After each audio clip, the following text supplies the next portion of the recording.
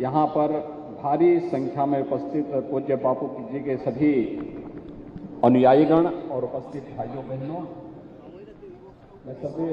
बाबूजी कल्याण सिंह जी की प्रथम पुण्यतिथि पर प्रदेश शासन की ओर से, पूरे प्रदेश वासियों की ओर से उन्हें विनम्र श्रद्धांजलि अर्पित करते हुए प्रथम पुण्यतिथि पर उनकी पहली प्रतिमा इस नवनिर्मित कैंसर इंस्टीट्यूट में स्थापित हुई है, जिसका नामकरण राज्य सरकार ने सरदेव बाबूजी के ही नाम पर रखा है।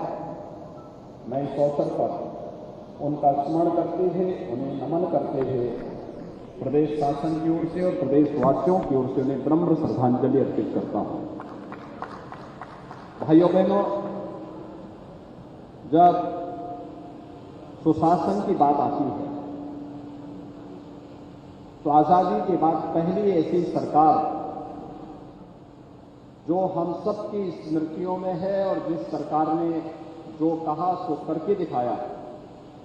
वह सरदेव बाबूजी कल्याण सिंह जी की ही सरकार थी जो 1991 में बनी थी।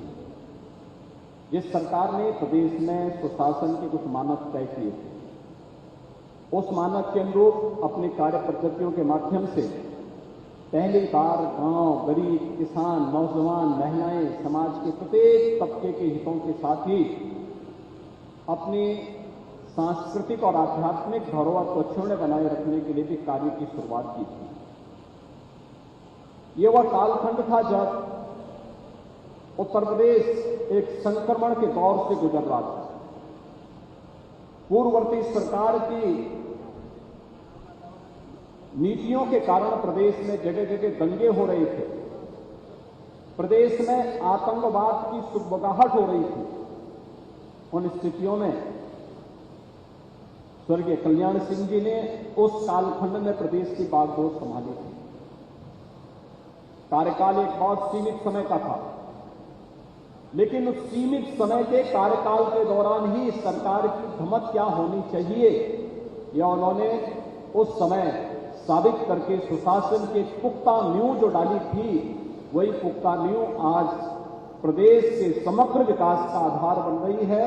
आज आदरणीय प्रधानमंत्री जी के नेतृत्व में जब उत्तर प्रदेश देश की सबसे बड़ी अर्थव्यवस्था बनने की ओर अग्रसर है, मैं मान सकता हूं कि सुशासन की उस नींव को आधार देने में 1991 में सरदेव बाबूजी के नेतृत्व की सरकार की जो कार्य पद्धति थी, वह भी कहीं न कहीं निर्णायक साबित हुई है। मैं इस अवसर पर उन्हें प्रदेश शासन की ओर से विनम्र श्रद्धांजलि अर्पित करता हूं। ये मेरा सौभाग्य है और हमारी सरकार का सौभाग्य है कि हमने बाबूजी के दिवंगत होने पर इस संस्थान का नामकरण सरदेव बाबूजी के ही नाम पर, हम सब जानते हैं प्रदेश का पहला कैंसर इंस्टीट्यूट है जो इस समय 734 बेड्स का है और इसे बढ़ाकर के हम 1200 बेड्स का बनाने की क्षमता रखते हैं। अत्याधुनिक सुविधा से युक्त उत्तर प्रदेश की जनता के लिए बाबूजी के नाम के अनुरूप यह प्रदेश के कल्याण का कारक बने, इसलिए Sardev Babuji Kalyan Singh super speciality cancer hospital के रूप में इस संस्थान के इंस्टीट्यूट के रूप में इस संस्थान को विकसित किया गया है और यह संस्थान अपना कार्य प्रारंभ किया है। कोविड के दौरान भी प्रदेशवासियों को बेहतरीन स्वास्थ्य सुविधा उपलब्ध करवाने के साथ ही यहां पर कैंसर के उपचार की सुविधा यहां पर अब प्रारंभ हो चुकी है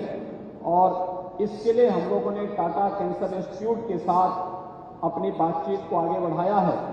जिससे हम उसी तर्ज पर इस कैंसर इंस्टीट्यूट को विकसित करते हुए देश के अत्याधुनिक सुविधाओं से युक्त कैंसर इंस्टीट्यूट उत्तर प्रदेश के अंदर उपलब्ध करवाने के लिए कार्रवाई को आगे बढ़ा सकें और जो कि प्रदेश के अंदर सुशासन और लोक कल्याण का मार्ग कभी स्वर्गीय बाबूजी ने अपनी कार्य पद्धति के साथ आगे बढ़ाया था। इसलिए जब नामकरण की बात आई तो हम लोगों ने सरदेव बाबूजी के नाम पर इस संस्थान का नामकरण किया और आज उनकी प्रथम पुण्यतिथि पर प्रदेश भर में उनकी पहली प्रतिमा यही इस कैंसर इंस्टीट्यूट में स्थापित हो रही है, जो उन्हीं के नाम पर स्थापित किया गया है। मैं विश्वास व्यक्त करता हूं कि यह स्वर्गीय